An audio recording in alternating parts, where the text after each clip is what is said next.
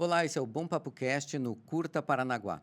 Eu sou Márcio Branco e estou com Paulo Biscaia, diretor de cinema e teatro pela produtora Vigor Mortis e também produtor na FAP Unespar. Mestre em artes pela Royal Holloway University of London e doutorando em história pela Universidade Federal do Paraná. Ele é diretor do filme A Macabra Biblioteca do Dr. Luquete, que será exibido aqui no festival. Bem-vindo, Paulo Biscaia. Muito obrigado, Márcio. Muito obrigado pela recepção, querida. É um prazer ter você aqui com a gente e exibindo seu filme conosco. Prazer é todo meu. Fico muito feliz em poder compartilhar a Macabra Biblioteca aí nesse festival tão bacana que está sendo criado aí. Então, me conta um pouquinho mais sobre a Macabra Biblioteca do Dr. Luquete. Ela foi toda produzida em Curitiba, é uma produção completamente curitibana? Sim, a Macabra ela é o quarto longa-metragem que eu dirijo, sendo que os dois primeiros foram, assim como a Macabra, adaptações de peças teatrais. Então, Morgue Story foi uma adaptação de peça teatral, Nervo Craniano Zero também. Meu terceiro filme, que foi a produção que eu fiz nos Estados Unidos, o Virgin Cheerleaders in Chains, aí era o roteiro do produtor Gary Ganaway, que me convidou para dirigir. Foi a primeira não adaptação de peça, e a Macabra volta a ser uma adaptação de peça teatral. Mas mais do que uma adaptação de peça teatral, a peça já era uma adaptação de contos e histórias e personagens do Rubens Francisco Luchetti, o Papa do Pulp brasileiro, que escreveu mais de 1000 títulos e que nos deixou esse ano. Agora, em abril, ele faleceu com 94 anos, mas deixou um legado enorme. E desde 2017, quando a gente começou com o projeto da peça da Macabra, a gente vem levando para o mundo a palavra do Nosso Senhor Rubens Francisco Luchetti, que é esse cara que gostava de escrever essas histórias de monstros, detetives, mulheres fatais e outras coisas do universo fantástico. E a linguagem do Macabra também, ela é bem diversa, né? Porque você usa a animação, tem um filme no ar, tem uma cara de filme clássico. É, Explica pra gente um pouquinho. uma das inspirações, assim como a gente fez no teatro, e no teatro a gente tem, originalmente, e no teatro a gente tem essa abstração dos cenários, né, para poder se passar em vários lugares, a gente só tem os atores para fazer ali. Então a gente quis fazer algo parecido com isso, levando para a produção da Macabra como linguagem o que o Robert Rodrigues fez lá no Sin City, né, de fazer tudo em tela verde e fazendo cenários virtuais. Os cenários virtuais foram desenhados pelo José Aguiar, grande quadrinista daqui de Curitiba, e que também fez a dissertação de mestrado dele em cima do Luquete, não muito coincidentemente, mas tinha feito antes. Toda E pro- então a gente quis trabalhar essa coisa sintetizada,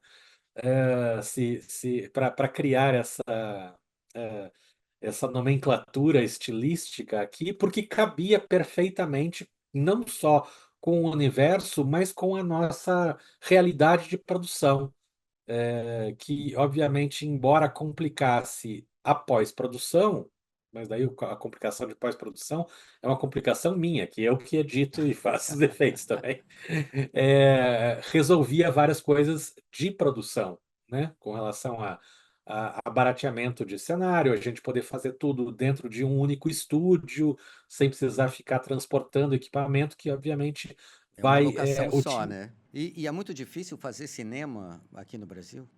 olha, é difícil para muitos, para a maioria. Eu estou nessa maioria.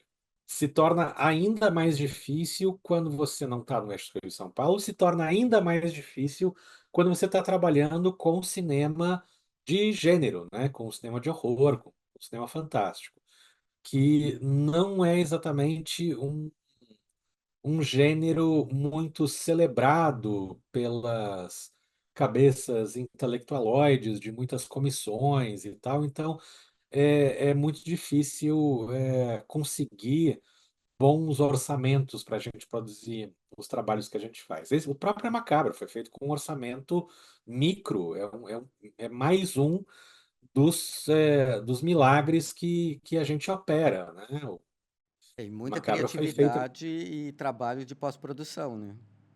Exatamente, que daí você tem, assim, eu tenho a sorte de ter uma equipe maravilhosa, né? O João Feriano, a fotografia, o elenco sensacional, a Michelle Rodrigues, que também é do elenco, faz os efeitos práticos incríveis. O Guilherme Almeida fez os figurinos lindíssimos e os elementos da direção de arte, além do José Aguiar, já mencionado aqui. Então, essa equipe, a trilha sonora do Demian Garcia, então a gente consegue agregar valor para o nosso limitadíssimo orçamento. Nosso grande desejo, né? E querer realizar e contar essas histórias. E aí a gente dá um jeito de fazer esses milagres. Mas, óbvio, vai cansando. As minhas barbas brancas já. As nossas barbas brancas, né, Né? Márcio? Então, Já denunciam um certo cansaço, mas a gente segue firme, batalhando para realizar, e porque a gente precisa, né? Eu preciso contar essas histórias, é uma necessidade física. e o terror, ele sempre permeou um pouco os seus trabalhos, né? Da onde surgiu o terror na sua vida? O terror ele é a base da Vigor Mortis, né? Que é a companhia produtora que eu inaugurei há 27 anos. Esse ano a gente vai, inclusive, fazer um espetáculo e um documentário sobre os 27 anos da Vigor Mortis. Por que 27 anos? Por que não 25? Por que não 30? Porque, óbvio, 27 anos é a idade maldita, né? O De retorno de todos Saturno. os Jim Morrisons, as Janis Joplin, os Jimi Hendrix da vida. Então, se a gente passar dos 27 anos, a gente vai viver para sempre. E vamos passar, já está tudo certo.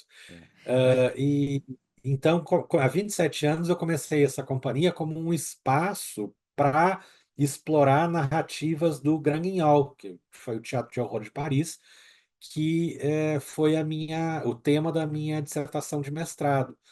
E também é a base estética para a companhia desde a sua criação 27 anos atrás. eu vi uma coisa que você escreveu que é sempre fazendo cinema e não filmes. É, Explica um pouco é, pra gente isso.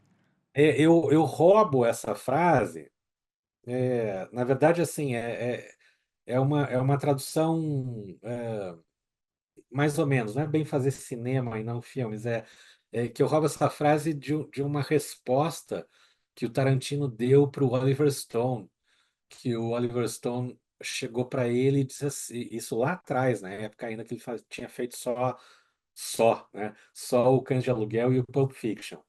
E o Oliver Stone olhou para Tarantino e disse: por que que você não para de fazer movies, filminhos, e não começa a fazer filmes, né? Cinemão, se é a palavra, a tradução. E o Tarantino replicou assim: por que que você não para de fazer filmes e não começa a fazer movies?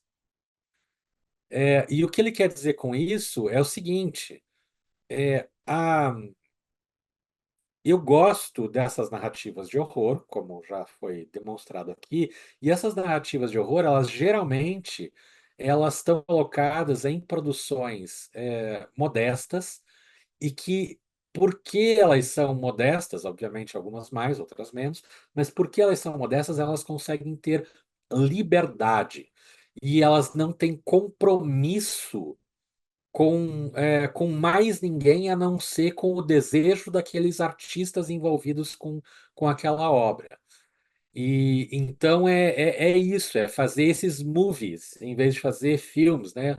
Eu não quero fazer um filme que seja uma história de uma grande celebridade da história brasileira, sabe? Essas grandes cinebiografias. Tem gente que gosta de fazer isso, tudo bem, faz, seja feliz. Eu não quero fazer isso. Não quero. É, Eu cada um quero tem o seu, trabalhar trilha o seu com. caminho, né? Exatamente, eu quero trabalhar com essa, sabe? Eu tenho como espelho para minha vida o Roger Corman, que é um cara que trabalhou com produções B, que também faleceu esse ano, pouco tempo depois do Luquete. São dois dos meus grandes mestres nos deixaram esse ano. Foi o Mas eles Luquete e o vivem Roger dentro de Corman. você. E vivem através de mim e de todos os seguidores deles. As influências, E né? o Corman, ele fez um monte de filmes B. Ele tinha uma consciência política, uma consciência social, que inclusive em várias ocasiões ele falava que era quase que socialmente criminoso. Chegou a usar esse termo tão pesado, mas irresponsável, talvez fazer um filme com milhões e milhões e milhões de dólares, porque tem outras áreas que precisam mais disso. Quando é possível fazer um filme muito legal com 2 milhões, ou menos até, né? Como é o caso de todos os filmes que eu fiz. E saber, ainda assim, se expressar. E ter, na verdade, essa expressão como força motriz para tudo que a gente faz. Você se descreve como um sanguinário bucaneiro intergaláctico e, e recebeu a alcunha de Corvo de Curitiba. Quem que te deu Sim, essa alcunha? jornais Os aqui de jornais? Curitiba, algumas matérias de Porque você jornal fez muitas peças do chamaram. Edgar Allan Poe, né? Eu fiz algumas Algumas. peças baseadas no Edgar Allan Poe, o Valêncio Xavier.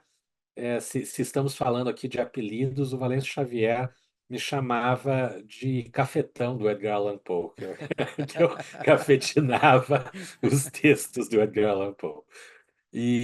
Mas ele também cafetinou, ele tem a versão dele do Corvo. Então eu fiz isso, gosto muito do Edgar Allan Poe, ainda tenho ele como referência estética muito forte. Não vou querer me comparar a ele. Não sou um vampiro, sou um mero corvo, bicho doido, carniceiro, que gosta de falar mais do que deve. Paulo Biscay, o que que a gente vai ver na macabra biblioteca do Dr. Luquete? Que história é essa? Macabra Biblioteca do Dr. Luquete, como eu disse, é uma junção de diversos personagens arquetípicos que o Rubens Francisco Luquete gostava de trabalhar. Então a gente vai ver monstros clássicos, a gente vai ver esse ambiente no ar de novelas pulp, meio Dashiell Hammett e meio Raymond Chandler, mas com uma certa ingenuidade, ao mesmo tempo que também tem uma certa safadeza. O Luquete, ele sabia ser bastante safado em várias coisas, em vários sentidos também. Então a gente vai ver isso. E um elenco delicioso fazendo isso. A Michelle Rodrigues, a Caroline Herring, o Ed Canedo, o Kenny Rogers, o Paulo Rosa, a Daniele Mariano. E então é isso que a plateia vai ver, vai se divertir com esse filme que tem essa coisa também meio camp, que a interpretação parece que está sendo levada a sério, mas é óbvio que é uma comédia do excesso da seriedade, né? E a gente faz tudo excessivamente sério para ser engraçado, para ser divertido. E é essa diversão que o público vai poder acompanhar e que a gente deseja compartilhar com o público aí do festival. Então, e você que quer assistir a macabra biblioteca do Dr. Luquete, ela estará em cartaz no sábado, dia 21 de setembro, às 20 horas, no Teatro Raquel Costa. Paulo, muito obrigado pela sua entrevista. Faz muito tempo que a gente não se vê. Agora nos vimos online. E você quer dar um E daqui a pouco a recado para o gente se vê ao pessoal? vivo aí no festival. Não, daqui a pouco a gente se vê ao vivo no festival. Eu e você, Márcio, e obviamente toda a galera que vai acompanhar a programação incrível que vai